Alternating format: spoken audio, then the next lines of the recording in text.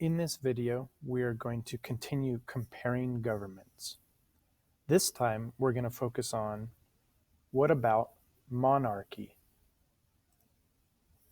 First, we'll do a quick review. We are studying three different types of governments: democracy, dictatorship, and monarchy. There's one main thing that makes these governments different. What is that main thing?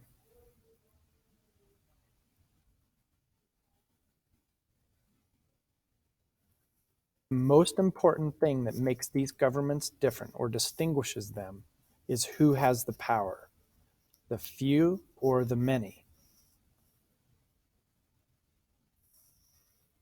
To review, governments are on a continuum. This is an example of the continuum. Authoritarian governments are on this side of the continuum, and in authoritarian governments, the few have the power. Dictatorship is an example of an authoritarian government.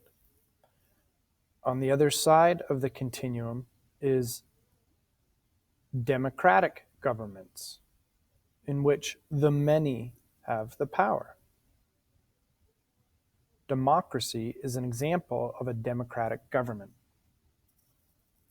This is the continuum of governments. But what about monarchy? We have a good idea of what democracy and dictatorship mean and where they fall in the continuum.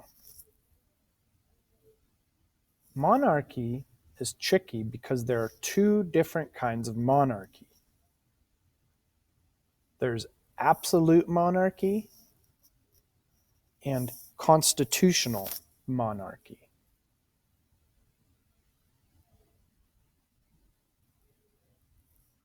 In an absolute monarchy, a king or a queen has all of the power. An absolute monarchy is similar to a dictatorship.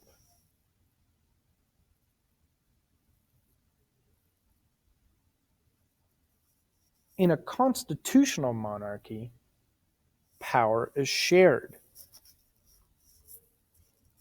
The Constitution of the country says that a king or a queen has to work with a government that is elected by the people. Let's review. The main thing that distinguishes governments is who has the power, the few or the many. The governments are on a continuum.